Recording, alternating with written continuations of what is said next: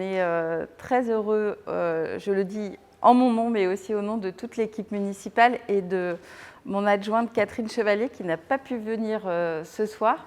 Donc, elle m'a demandé de l'excuser auprès de vous.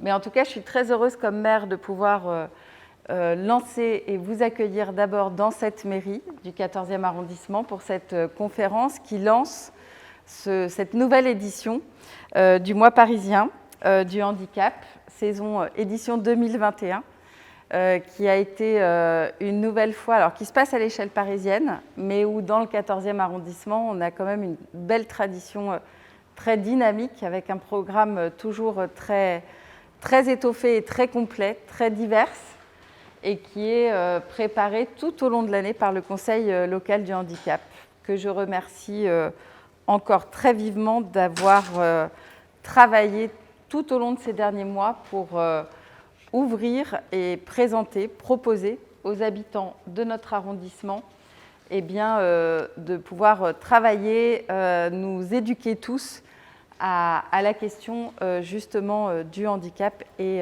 des différents handicaps. Je crois qu'il n'y a peut-être que dans le 14e arrondissement où on peut inaugurer ce mois parisien du handicap avec cette phrase, très philosophique d'ailleurs. Rien n'empêche l'être humain d'avoir de l'humour. On dirait un sujet de bac, mais on verra. On verra, exactement. Et je trouve que c'est bien parce que c'est aussi important de pouvoir se nourrir avec des références en posant des questions comme ça. Et du coup, je remercie beaucoup Madame Dubois d'être présente et d'être là parce que je voulais justement parler aussi de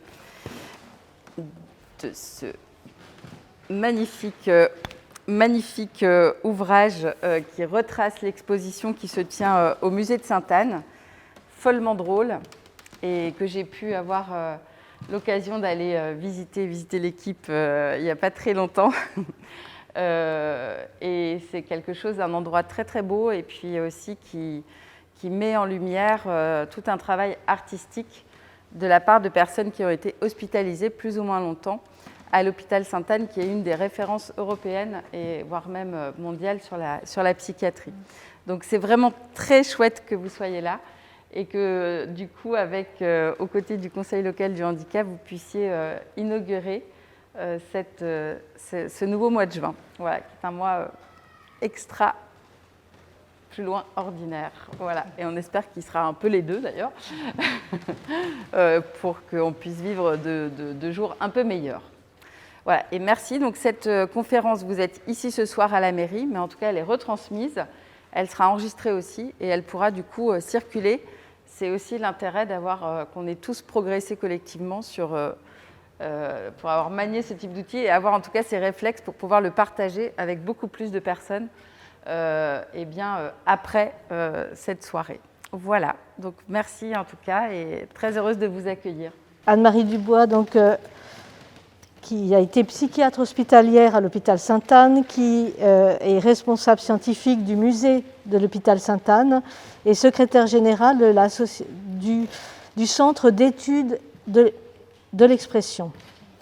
Et en fait, il est ouvert, oui. Et c'est elle qui en fait a été à l'initiative de la création de ce musée en 1996.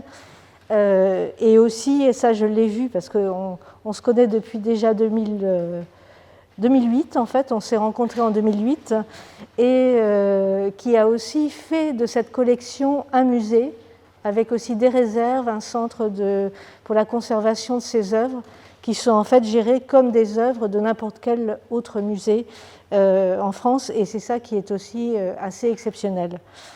Et vous avez pu voir aussi le très grand nombre d'expositions, de publications qu'elle a faites pour faire vivre ce musée de l'hôpital Sainte-Anne.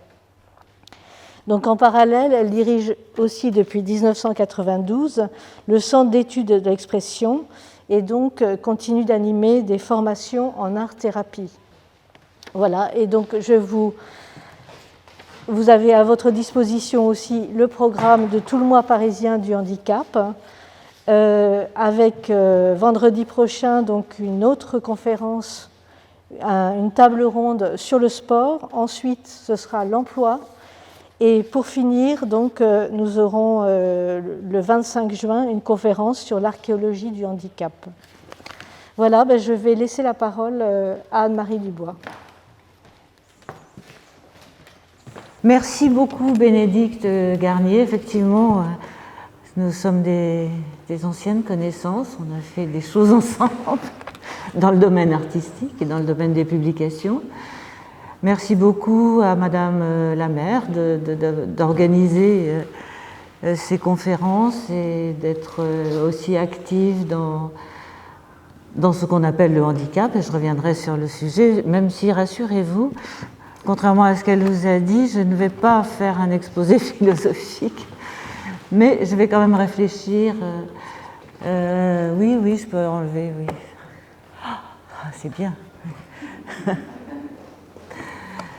On va quand même réfléchir à cette question au travers de l'histoire de la collection Sainte-Anne. Effectivement, l'exposition actuelle, je dis actuelle, c'est presque déjà, oui, enfin, c'est presque de l'humour, parce que cette exposition devait ouvrir le 30 octobre, et en fait, elle a ouvert le 19 mai. Donc, vous voyez, c'est une exposition tout à fait actuelle. Et elle va fermer le 13 juin, ce qui est quand même une période extrêmement limitée. Mais Follement drôle existe quand même, puisque c'est le titre que nous avons choisi pour mettre un peu de légèreté dans le propos qui est le nôtre. Et aussi parce qu'il y en a de la légèreté. Le titre vous le dit, rien n'empêche l'être humain d'avoir de l'humour, et pas non plus la maladie mentale quand elle existe, puisque l'homme n'est pas forcément intégralement sa maladie, et qu'on peut avoir une maladie mentale, on peut avoir un handicap de cet ordre-là éventuellement. Maladie et handicap, c'est pas tout à fait la même chose, et avoir beaucoup d'humour. Mais ça va être la fin de mon propos, parce que je crois quand même, puisque nous sommes dans le 14e et que le musée d'art et d'histoire de l'hôpital Sainte-Anne est un musée du 14e arrondissement, officiellement en tant que musée de France depuis 2016, mais en fait la collection Sainte-Anne et l'hôpital Sainte-Anne en tant que centre d'art ou en tant que centre historique existe depuis fort longtemps, bien plus longtemps que 2016, qui est une date officielle d'obtention de l'appellation Musée de France.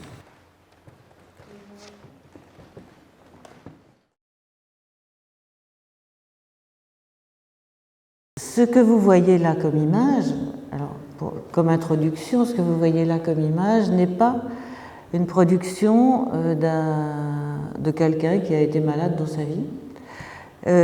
Cette image-là est un dessin, un croquis du docteur Gachet. Le docteur Gachet, comme vous le savez, c'était le médecin de Van Gogh, enfin, sur la fin de la vie de Van Gogh. C'était le médecin qui a côtoyé Van Gogh à Auvers-sur-Oise. Et ça, c'était dans les années 1880, 1860, 1880, mais bien avant, le docteur Gachet a fait des études de psychiatrie. Il était interne à la Salpêtrière. Et pendant qu'il faisait, mais en fait, il n'avait pas du tout envie d'être médecin, il a été très très long à finir ses études de médecine. C'est son père qui avait voulu qu'il fasse ce genre de choses. Lui avait envie d'être peintre, mais ça ne plaisait pas du tout à la famille. Donc il avait fini par faire quand même des études de médecine, mais ce qui l'intéressait, c'était de faire des croquis, de faire des peintures. Et quand il suivait le professeur de la Salpêtrière qui faisait la visite, à l'époque, dans les hôpitaux, on passait de malade en malade avec un groupe de médecins, etc. Lui, ce qui l'intéressait, c'était de faire des croquis. Donc, la collection Sainte-Anne, je commence par un contre-exemple, ne détient pas que des œuvres réalisées par des gens qui ont été un jour malades ou pas. De toute façon, on n'est pas forcément...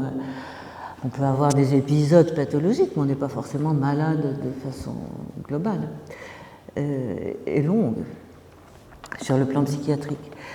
Donc la collection Sainte-Anne, ça n'est pas une collection où il n'y a que des œuvres de patients, c'est une collection qui a comme mission de réfléchir et de traiter des liens entre l'art et la psychiatrie.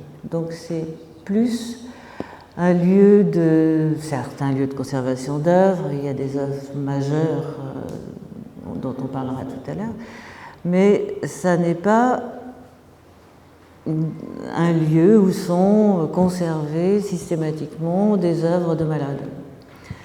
Et surtout pas un lieu où sont conservées des œuvres de malades qui travaillent dans des ateliers thérapeutiques, parce que là, on est dans un autre champ. On est dans un champ thérapeutique, on n'est pas dans un champ muséal. Et alors, parfois, évidemment, il y a des personnes qui travaillent dans des champs thérapeutiques et qui peuvent éventuellement changer ou investir une vie artistique, mais c'est un cas assez rare, on en reparlera sans doute. Mais en tout cas, la collection Sainte-Anne a une histoire longue, puisque ces croquis du docteur Gachet datent de 1848, donc ce sont les œuvres les plus anciennes de la collection.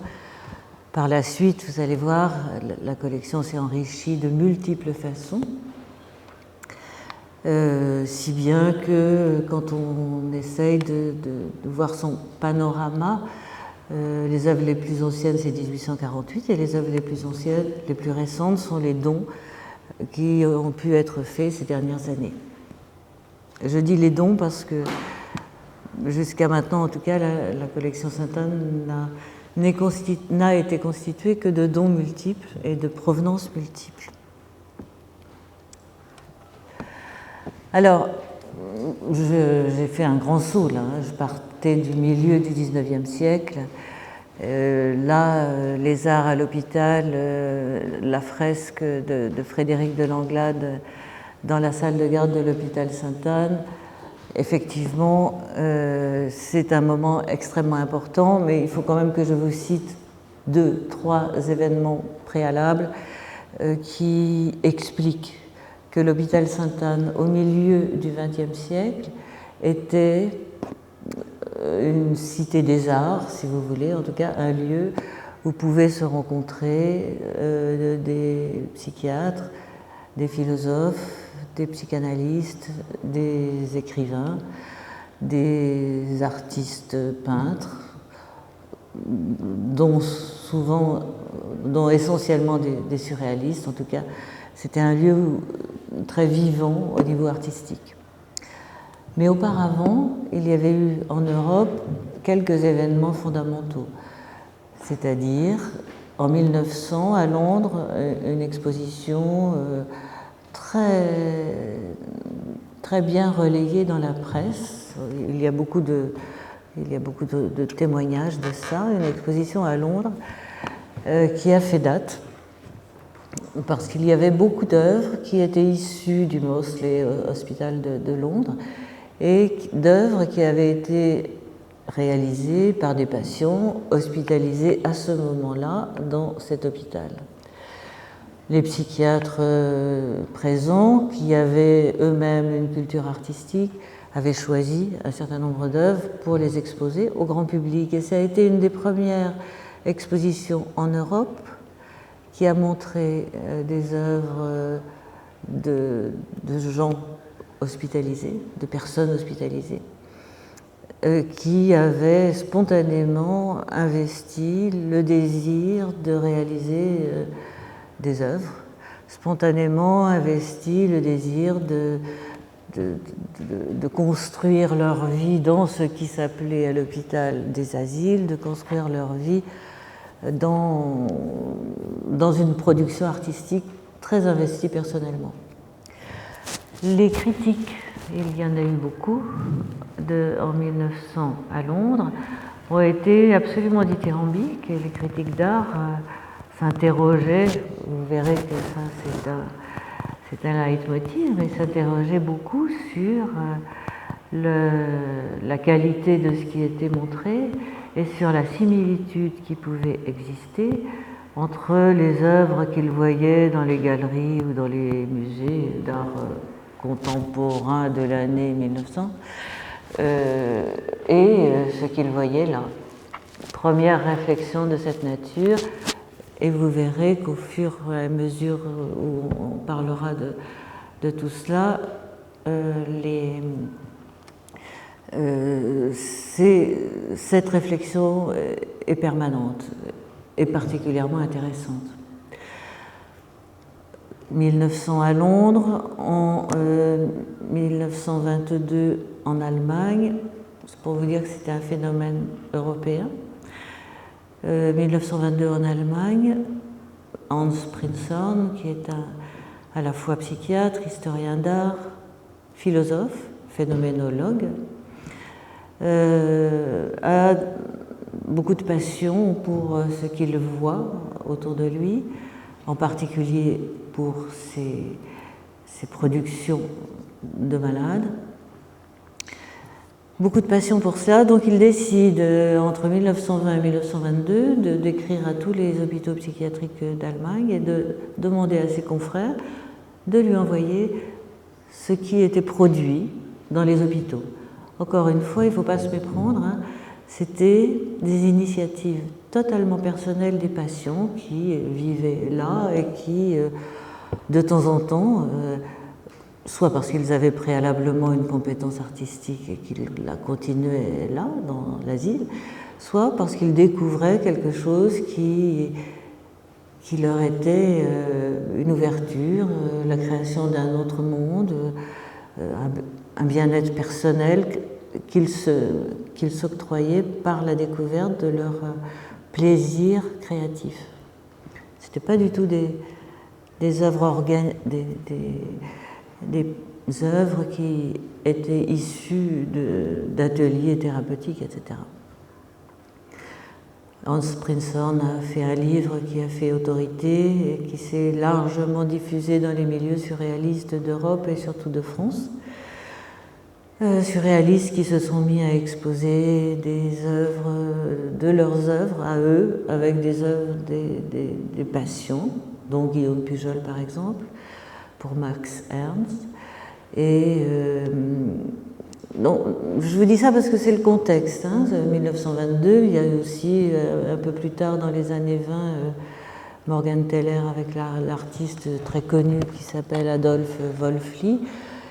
Et puis, dès 1936, les psychiatres de l'hôpital qui se réunissaient avec les surréalistes au sein de l'hôpital avaient demandé en particulier Frédéric de Langlade de réaliser une fresque pour la salle de garde. Donc c'était cette première fresque a été réalisée en 1936 et elle déclinait ce que Frédéric de Langlade appelait les complexes oniriques, qui étaient directement issus des textes freudiens et de son interprétation des textes freudiens. Donc vous voyez, il y avait un va-et-vient très fluide, très riche dans ces années-là, avant-guerre, entre le monde artistique et le monde psychiatrique au sein de l'hôpital Sainte-Anne. Par la suite, il y a eu deux événements très importants. Bon, d'abord, je dirais trois. Pendant la guerre, l'hôpital Sainte-Anne n'a pas été maltraité comme beaucoup d'hôpitaux psychiatriques de l'époque, vous savez. Non.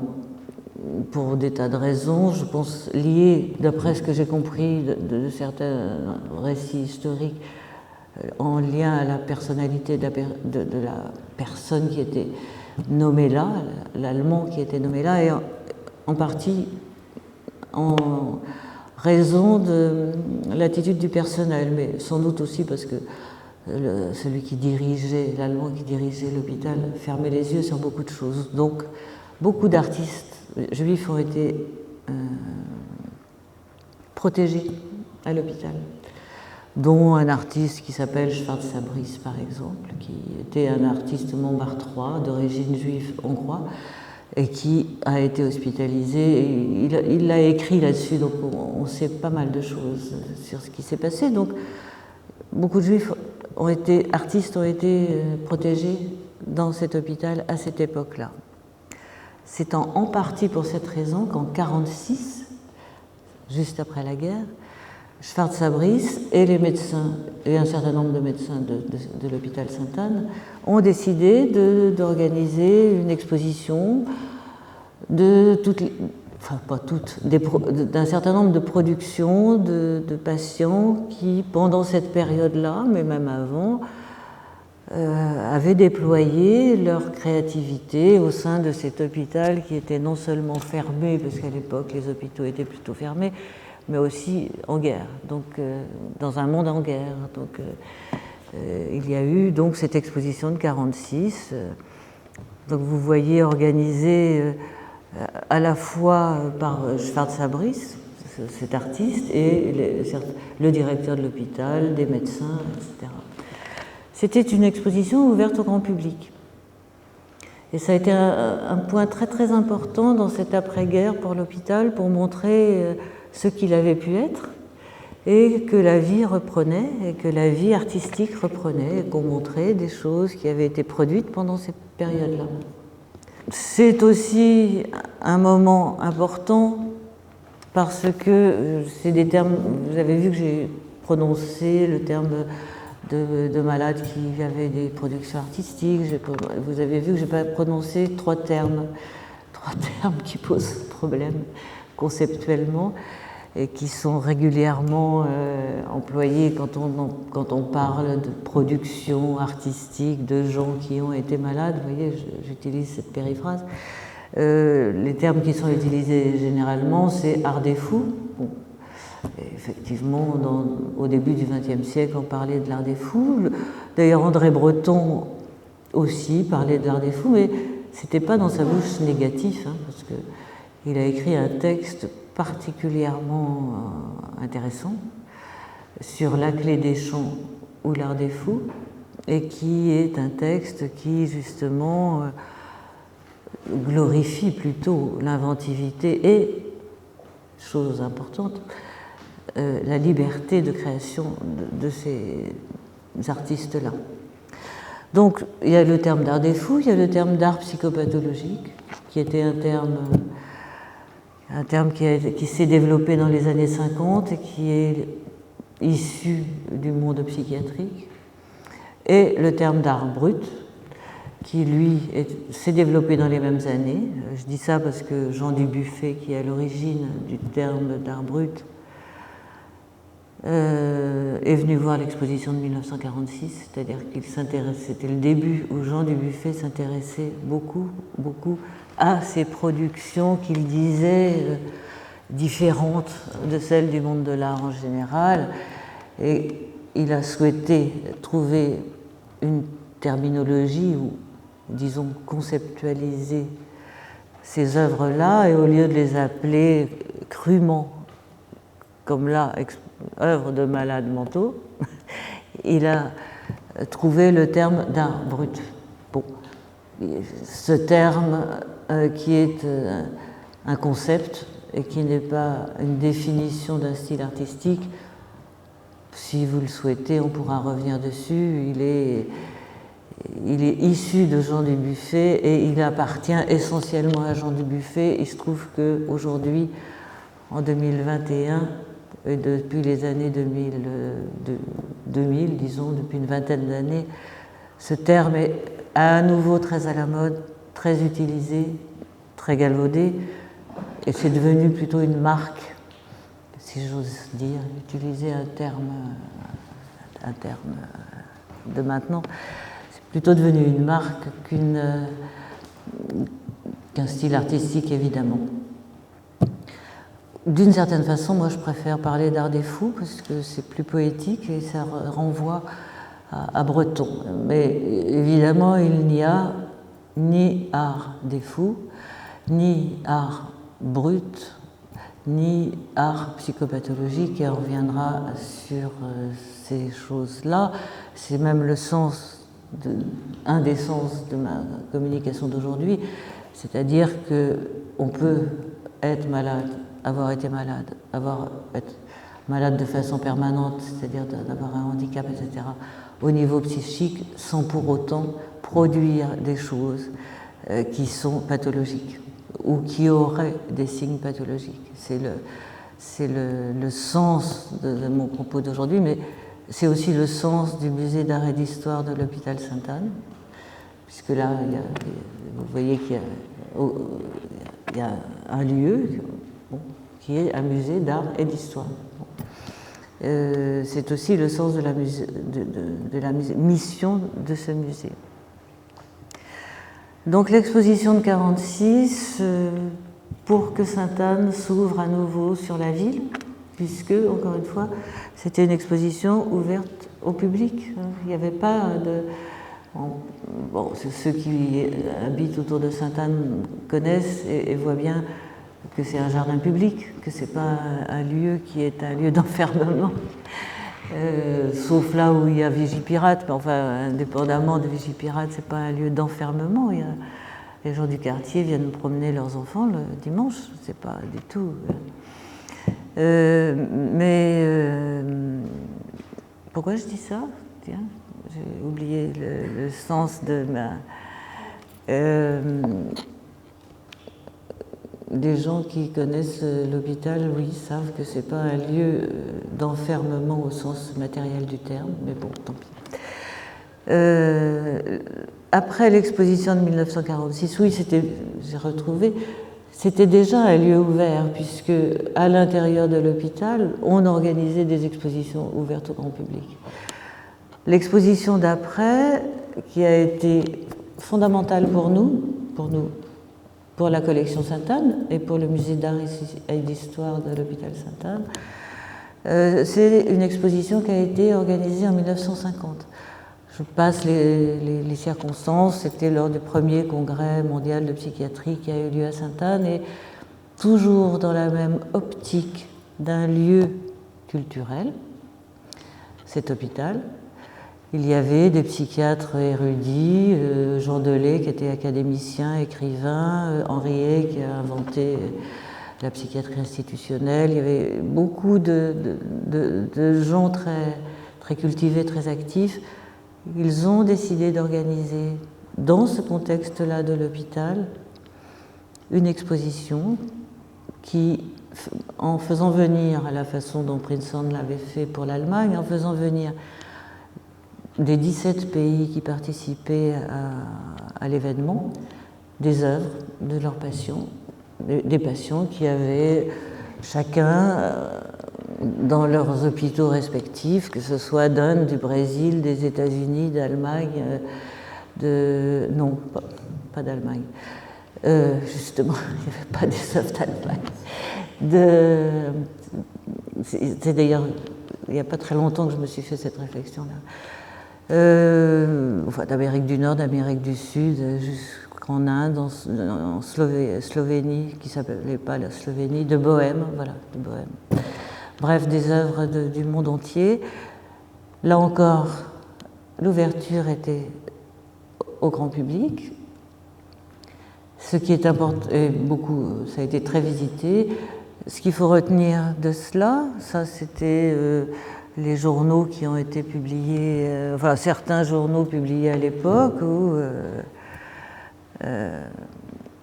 vous voyez les interrogations qui étaient celles des journalistes en tout cas. À l'issue de cette exposition, beaucoup de pays ont laissé les œuvres à Sainte-Anne. Et mes prédécesseurs ont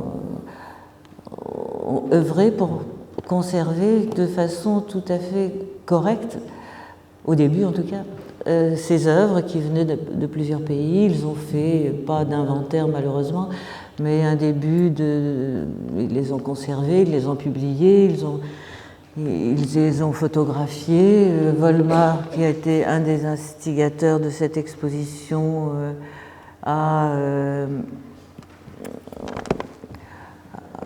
a fait un livre qui retraçait cette exposition et qui n'a pas vraiment fait un inventaire, mais a inventorié de façon, à sa façon, les œuvres qui étaient là et qui avaient été présentées, chose qui pour nous, plus tard, a été un document fondamental, parce que après Volma, après une dizaine d'années où cette collection s'est beaucoup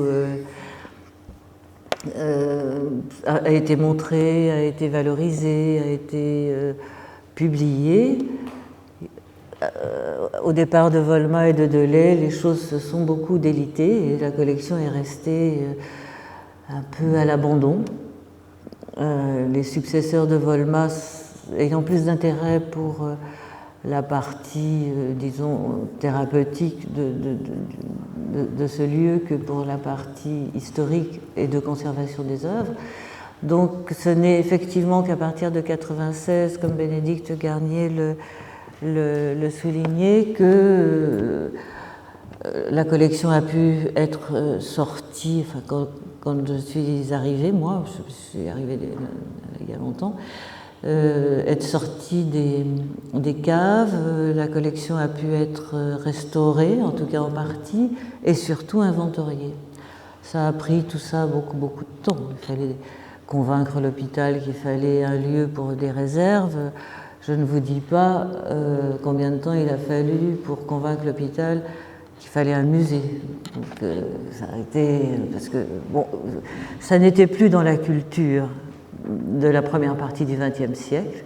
Ça, en tout cas, à partir des années 70, ça n'était plus du tout dans la culture des psychiatres qui n'avaient pas ce souci.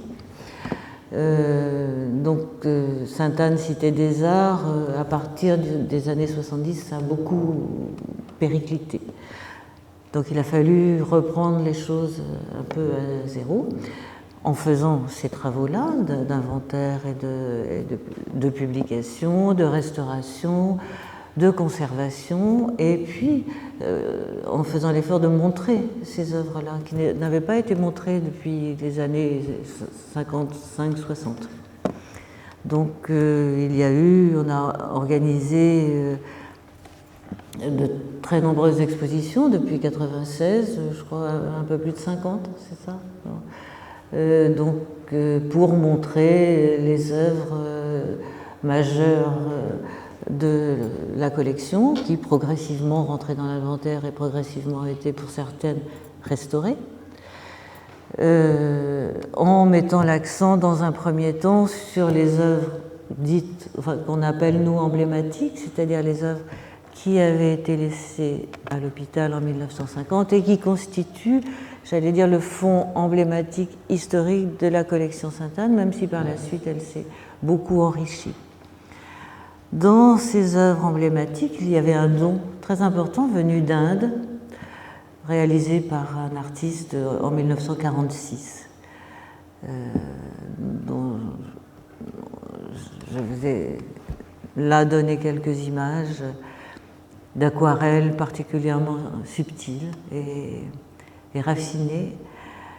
Un des dons très importants qui a été fait en 1950 à l'hôpital Sainte-Anne vient du Brésil. C'est pour cette raison qu'on a retenu cette image, mais il y a beaucoup d'œuvres qui ont été données du Brésil, parce qu'au Brésil, il y avait déjà, contrairement à ce qui se passait en France, dans les années 45-50, un intérêt fondamental de certains psychiatres pour les créations artistiques de leurs malades. Et il y avait déjà eu au Brésil, avant l'exposition de 50, une exposition où avaient été présentées certaines œuvres qui ont été laissées après à l'hôpital Sainte-Anne. Il y a des œuvres de Suisse, bien sûr, et c'est peut-être une des œuvres la plus connue dans le grand public, Aloïs Corbaz, qui est étiquetée œuvre artiste d'art brut emblématique. On reviendra sur cette notion d'art brut si ça vous intéresse tout à l'heure. Je ne veux pas vous encombrer avec ces termes, mais Aloïse c'est la construction d'une œuvre. Et Aloïse n'était d'aucune façon, comme le dit Dubuffet pour caractériser les œuvres d'art brut, exempte de références culturelles. Parce que c'est ça la définition de l'art brut pour Dubuffet. Et là, ça s'est modifié avec le temps, mais initialement, pour Jean Dubuffet, une œuvre d'art brut est une œuvre exempte de toute référence culturelle ou artistique. Ce qui, moi, me fait bondir, parce que, comme Jean Dubuffet a beaucoup assimilé les œuvres d'art brut aux œuvres de malades mentaux, ça voudrait dire, si on s'arrête au concept de Jean Dubuffet, que les malades mentaux sont des gens incultes ou exempts de références culturelles, ce qui est évidemment aberrant. Donc, on reviendra là-dessus, si vous le souhaitez. En tout cas, Aloïse Corbaz est une grande figure, ainsi que Guillaume Pujol. Ce sont deux artistes très reconnus dans le monde de l'art brut, parce que Jean Dubuffet, en tout cas, avait reconnu Aloïse Corbaz. Il était allé la voir, il avait été très vindicatif pour faire une exposition sur elle, etc. Jean Dubuffet était très activiste. À partir du moment où il a rencontré ces œuvres-là, il a été très, très, très actif. Et puis, ce n'est que plus tard, d'ailleurs, qu'il a accepté les œuvres de Guillaume Pujol, parce que pour lui, Guillaume Pujol avait des références artistiques trop visibles. Donc, ça ne pouvait pas rentrer dans son concept d'art brut. Alors, dans les collections, dans les œuvres de la collection Sainte-Anne, il y a eu ces dons. Il y a eu ces dons des 17 pays qui ont participé à l'exposition de 1950 dont je vous ai parlé, mais il y avait aussi des dons de pas mal d'institutions françaises. Et puis les dons ont continué après 1950. Donc là, par exemple, Émile Grosbrun, je vous montre ça parce qu'il y a un style quand même très très particulier, qui est son style, qui n'est pas un signe significatif d'une pathologie, mais qui est son style à lui, artistique. De la même façon, Auguste Millet, il avait quand même un nom prédestiné, qui, lui, avait été hospitalisé assez longtemps à l'hôpital de Bron, près de Lyon, qu'on a représenté largement dans l'exposition actuelle. Il avait non seulement un titre, un style très particulier. Ça fait partie aussi des donations qui ont été faites après 1950.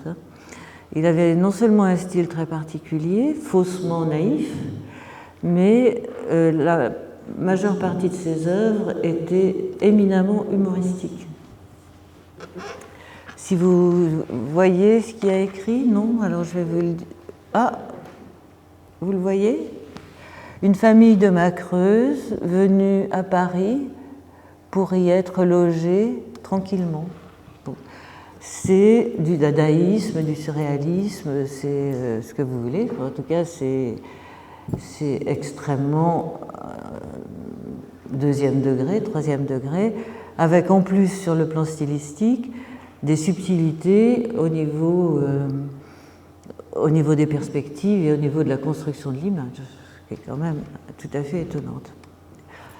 Si vous allez voir l'exposition actuelle, follement drôle, Auguste Millet est très représenté parce qu'il a quand même croqué des situations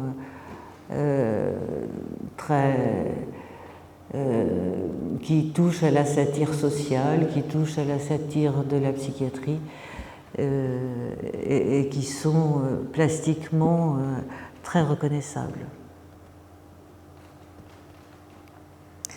Alors, je continue un peu sur la collection avant d'en venir, j'ai pas l'heure du tout, avant d'en venir à l'exposition actuelle.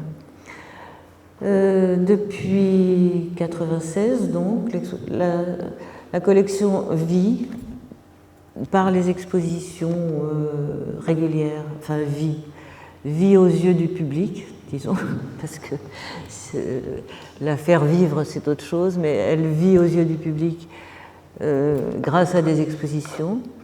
Expositions qu'on fait toujours autour d'un thème. On n'a pas choisi de montrer progressivement toutes les œuvres de la collection comme ça au fil de leur numéro d'inventaire ou au fil de leur catégorie, mais on essaye de problématiser les expositions autour de thématiques comme l'architecture dans la peinture, comme la couleur rouge, comme Brut et Joly, ça c'était un peu plus polémique, comme j'ai oublié l'écriture dans la peinture ou du visible à l'illisible, enfin bon. Avec, depuis 10-15 ans, le souci de mélanger ces œuvres issues de la collection Sainte-Anne, donc issues pour 80% d'entre elles, réalisées pour 80% d'entre elles par des artistes malades ou des malades qui sont devenus artistes. Bon. Et d'organiser ces expositions thématiques en apportant de l'extérieur de l'hôpital des œuvres d'artistes contemporains qui sont susceptibles également d'illustrer le thème qu'on a choisi. Donc il y a dans une même exposition des œuvres d'artistes contemporains ou qu'on emprunte à telle ou telle galerie, sous tel ou tel frac ou tel musée, et des œuvres de la collection Sainte-Anne. Tout ça présenté de façon équivalente sur les mêmes avec des cartels unifiés, c'est-à-dire que notre souci, c'est que le visiteur ne se pose pas la question.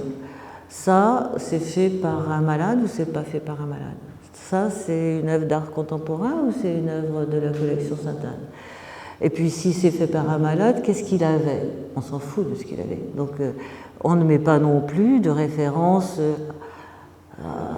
à sa maladie. Alors, quand on fait des catalogues, on peut faire des notices, mais on fait des notices comme les musées font des notices, c'est-à-dire avec une partie biographique, une partie analyse de l'œuvre, etc. Mais c'est pas bon.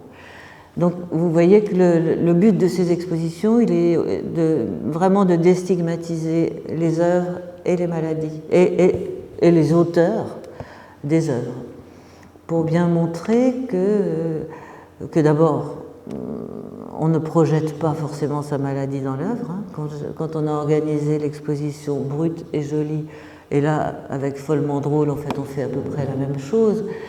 On essaye de montrer que les œuvres de gens, d'artistes qui sont devenus malades, ou de malades qui sont devenus artistes, ne montrent pas forcément ni de l'angoisse, ni de l'enfermement, ni de la peur, ni ne sont pas forcément signifiantes de par leur prédominance de telle ou telle couleur, etc.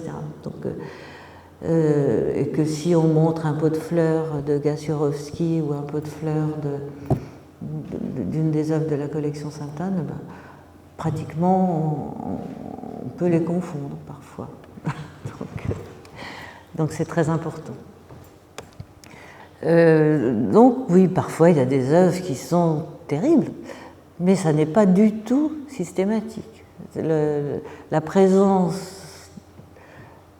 de pathologie à un moment donné chez quelqu'un ne fait pas que quand il a le désir de créer quelque chose, ça va être le désir de parler de ses angoisses, de parler de son inconscient.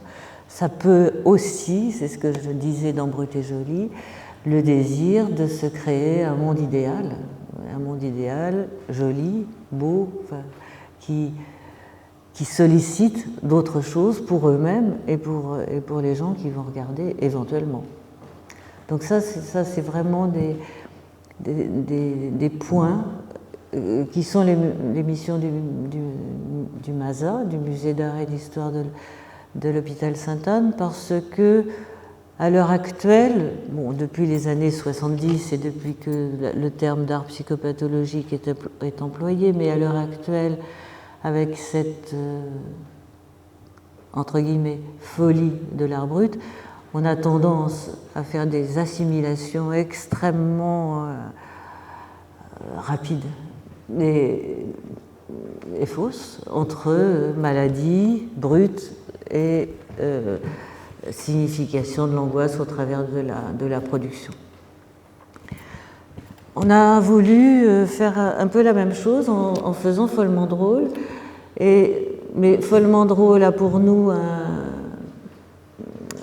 quelque chose de plus, c'est qu'on a pu faire une coproduction de cette exposition avec la collection Prinzhorn, qui est cette collection allemande qui a été créée, comme je vous l'ai dit tout à l'heure, par Hans Prinzhorn entre 1920 et 1922, qui a fait l'objet d'un livre tout à fait exceptionnel. C'est aussi une collection hospitalière. On a beaucoup de similitudes, y compris dans notre façon de considérer nos missions, à la fois de service public et à la fois nos missions éthiques par rapport à ce que sont ces œuvres. Elles sont des œuvres, elles ne sont pas des témoignages de maladie.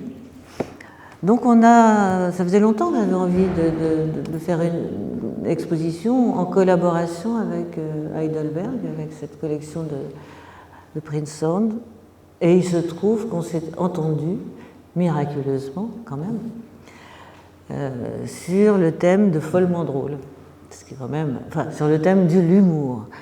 Et en cherchant des titres, le titre Follement drôle nous est venu à l'esprit, et il se trouve que en allemand, c'est le même jeu de mots. Je ne vais pas vous le dire, wahnsinnig komisch. C'est le même jeu de mots en allemand, enfin ça fonctionne en allemand, donc c'était quand même particulièrement intéressant. Et donc, même si le sens de l'humour allemand semble différent du sens de l'humour français, nous avons parfaitement réussi à nous entendre sur cette catégorie d'humour ou de drôlerie que nous pourrions extraire de nos collections respectives. Les deux plus grandes sections, c'était vraiment la critique sociale et la critique de la psychiatrie. Et ça, quand on a fait notre recherche, enfin ça a pris du temps, ça a été quand même une révélation. C'est-à-dire que c'est encore plus vrai pour les patients ou les artistes de la collection Prinzhorn, parce que les artistes de la collection Prinzhorn, ils ont créé leurs œuvres dans les années 20, dans les années 20, 22 ou fin du 19e parfois. Donc, donc l'enfermement était beaucoup plus important qu'il n'est bien sûr aujourd'hui où l'hôpital n'est pas du tout du même ordre. Eh bien, critique sociale et critique de la psychiatrie sont les deux sections où il y a le plus d'œuvres, à la fois allemandes et à la fois françaises, ce qui est tout à fait incroyable.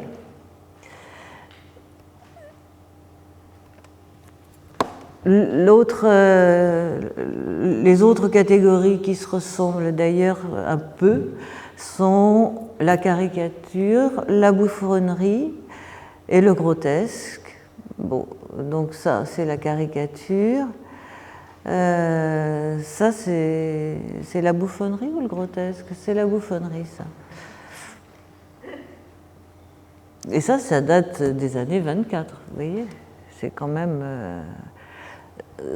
ce qui est quand même remarquable, c'est la distanciation, c'est l'humour, c'est la dérision et c'est l'affirmation d'un style. Alors, ça, c'est des caricatures d'un artiste français qui a, pendant son hospitalisation en 1949, et puis après il n'était plus là, a rempli des cahiers et des cahiers de caricatures. Alors, bon, on voit bien qu'il ne venait pas de nulle part. Il était, avant d'être hospitalisé, il avait fait les beaux-arts, donc il a manifestement mis ses compétences artistiques à son désir de remplir des carnets, et ça c'était dans la caricature. Donc ça c'est dans la bouffonnerie, et là on a une autre section qui est la satire animale. En fait, là il y en avait beaucoup plus en Allemagne qu'en France, c'est-à-dire des scènes, des scénettes où des animaux, surtout des grenouilles et des cochons, ne me demandez pas pourquoi, c'était peut-être tout simplement le choix de mon co-commissaire en Allemagne, mais enfin bon. Mais là, c'est pas ce que j'ai choisi de vous montrer. Il veut pas aller plus loin? Il va pas plus loin? Peut-être pas, peut-être que... Et non, parce qu'on n'a pas mis de grivoiserie. On a évité la grivoiserie, oui. Pour aujourd'hui. Si vous voulez voir la grivoiserie, il faut aller au musée. Et là, c'est la satire animale qui est très très différente. Alors là, en France, de ce que c'est en Allemagne. En Allemagne, c'est des petites scénettes drôles, avec des cochons, des grenouilles et parfois des dessins extrêmement élaborés. Là, on a pris quelques extraits d'une bande dessinée d'un artiste qui s'appelle Marcel de Valois, qui lui aussi manifestement avait une grande aptitude graphique. Et si vous regardez, je ne sais pas si vous voyez les commentaires, il y a d'abord une grande adéquation entre les commentaires et le côté drôle ou satirique des dessins. Et j'aurais voulu, mais là ça ne s'agrandit pas. Par exemple là, ça pourrait être aussi dans la satire de la psychiatrie. Docteur, je ne suis pas malade, mais je pourrais l'être. Que faut-il que je fasse pour ne pas l'être? Bon, je veux dire que c'est quand même un degré de dérision assez intéressant. Mais là, vous m'avez abandonné. Ah non, je peux faire. Là, par exemple, toujours Marcel de Valois, faire l'analyste d'un œuf est bien, mais voir l'œuf d'une analyse, c'est mieux. Donc, voilà. Mais je ne résiste pas à Marcel de Valois parce que je trouve que quand on est hospitalisé et qu'on raconte des choses comme ça, ça veut dire autre chose que ce qu'on imagine quand même de la maladie en général. Depuis là, La Fontaine, plus moyen de bouffer, plus que de gros papillons et des grenouilles. D'ailleurs, on aurait dû les mettre à côté des grenouilles de... Madame, je vous trouve, comment dirais-je, admirablement exhaustive.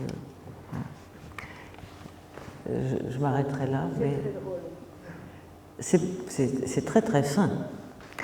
Donc, dans l'introduction de cette exposition, follement drôle, et en parfait accord avec mon co-commissaire allemand, on tenait à dire que la maladie mentale, le handicap mental ne rime pas forcément avec drame, mais que ça pouvait être aussi une capacité de se distancier, une capacité de créer, une capacité d'être dans la dérision, et une façon peut-être même plus pertinente d'avoir de l'humour sur les choses. En tout cas, les sections grivoiserie et les sections critique de la psychiatrie, je vous les recommande si vous avez l'occasion d'aller les voir. Je vais m'arrêter là et je vais répondre à vos questions.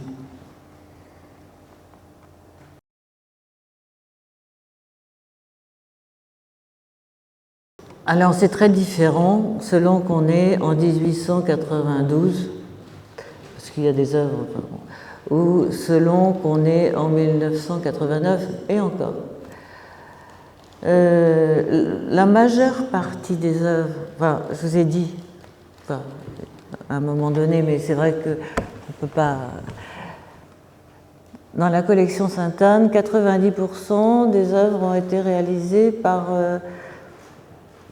des gens qui ont eu, à un moment donné, dans leur vie, un problème psychique, mental ou un handicap. Enfin, c'est pas la même chose, mais disons que... les autres œuvres de cette collection sont des œuvres qui sont signifiantes des liens entre l'art et la psychiatrie, comme par exemple toute la collection des dessins du docteur Gachet, qui sont plus des œuvres que des artistes contemporains nous ont données quand ils ont participé à des expositions thématiques. Donc c'est en lien avec des expositions thématiques d'œuvres que nous on a pris dans la collection. Enfin, il y a des œuvres comme ça qui sont différentes, hein, disons 20%. Les autres 90%, quand c'est, disons, avant 1950, généralement, ce sont des personnes, soit qui étaient artistes, il y en a certains, hein, et qui ont été hospitalisés, et puis là, ils ont eu envie de continuer à faire des choses. En général, c'est quand ils vont mieux, hein, c'est pas quand ils vont mal. Mais, ou des gens qui, comme Aloïse Corbas, qui, elle, elle était éduquée, mais elle avait surtout pris des cours de chant. Elle n'avait pas pris des cours de... Enfin, sa compétence artistique était d'ordre musical, elle n'était pas d'ordre plastique. Elle s'est créée son univers, elle s'est créée son style, elle s'est créée sa façon de trouver ses pigments, elle s'est créée son univers et elle a créé une œuvre assez monumentale qui est très très reconnue à l'heure actuelle mais ça dépasse largement le milieu dit de l'art brut. Elle est dans des collections de certains musées. Et pour une infime partie, bon, en général, ça c'est réalisé dans les hôpitaux, mais dans les hôpitaux comme ils étaient avant les années 50, enfin, ou jusque dans les années 60, c'est-à-dire où les gens avaient une vie à l'hôpital et pouvaient avoir, selon qu'on leur reconnaissait des qualités ou pas. Et souvent les psychiatres, des qualités artistiques, je veux dire. Souvent les psychiatres pouvaient dire, lui, vraiment, il fait des choses assez extraordinaires. On va essayer de l'aider, on va lui trouver des crayons, on va lui donner ce qui a été le cas de Guillaume Pujol, par exemple. Je vous ai montré tout à l'heure des œuvres de Guillaume Pujol. Je voudrais y revenir, mais voilà. Guillaume Pujol était un véritable artiste, voilà. Mais il n'arrivait à créer que à l'hôpital, parce qu'il avait quand même une pathologie qui s'exprimait dès qu'il n'était plus dans un cadre structurant, disons. Et il avait son psychiatre lui avait quasiment organisé un atelier pour lui, mais un atelier de peinture, puisqu'il voyait bien que Guillaume Pujol avait des dons considérables. Il avait une passion pour Delacroix. Il avait été élève ébéniste dans l'ébénisterie de son père, donc c'était un milieu assez cultivé et il connaissait en tout cas la peinture.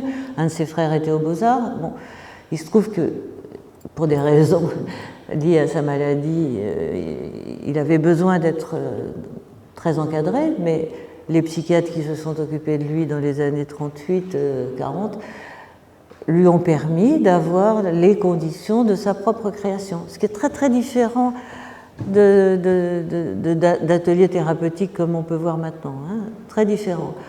Alors après, pour des œuvres plus récentes,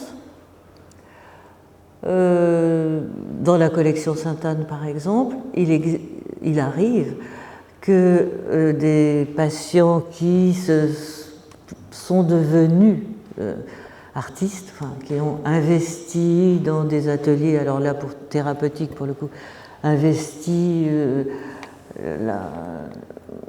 un talent ou découvert un talent plastique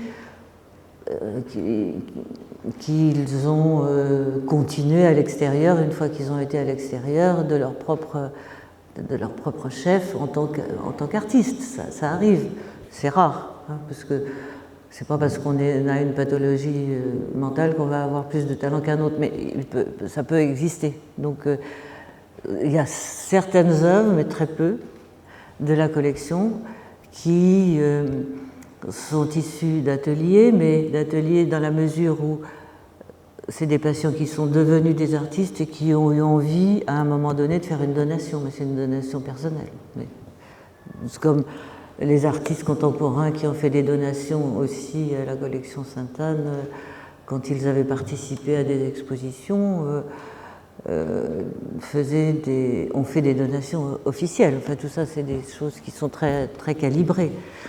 Parce que, a priori, j'en profite pour le dire là, quand ce sont des ateliers thérapeutiques ou des ateliers d'hôpitaux de jour, etc., les œuvres qui sont produites dans ce genre de lieux de soins n'ont aucune vocation à être montrées à l'extérieur, aucune vocation à être des œuvres. C'est une occupation, c'est quelque chose qui fait plaisir, c'est quelque chose qui. Mais c'est pas forcément. Ça n'est pas forcément à montrer. Et les établissements de soins qui montrent les œuvres de leurs patients, à mon avis, ne respectent pas les règles déontologiques. Pour répondre largement à votre question.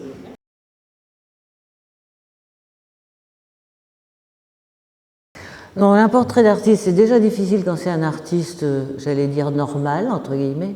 Mais alors, un portrait d'artiste qui a eu des épisodes compliqués de sa vie, ça devient encore plus compliqué parce que vont se mélanger, encore une fois, des éléments biographiques, les convictions même inconscientes de celui qui va faire le portrait, etc. Donc c'est encore plus compliqué que de faire un portrait d'artiste. Donc bon, ou alors après ceux qui faut être garouste pour pouvoir faire les deux.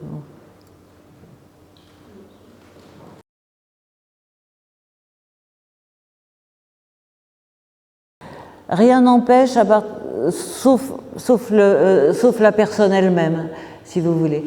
Parce que là, on rentre plus dans des problèmes de personnalité. Vous avez des gens qui sont incapables de se distancier, d'avoir de l'humour, etc., et qui ne sont pas malades du tout, qui sont chiants.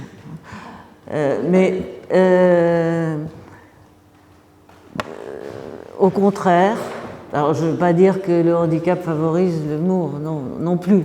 Parce qu'il y a aussi des personnes qui ont des handicaps et qui ne sont pas du tout capables de se distancier et d'être. Mais c'est plutôt une généralité, c'est-à-dire que normal ou handicapé ou malade, ça n'est pas ni la normalité, ni l'handicap, ni la maladie qui fait que ça supprime l'humour. C'est fondamentalement un manque de rapport à la vie.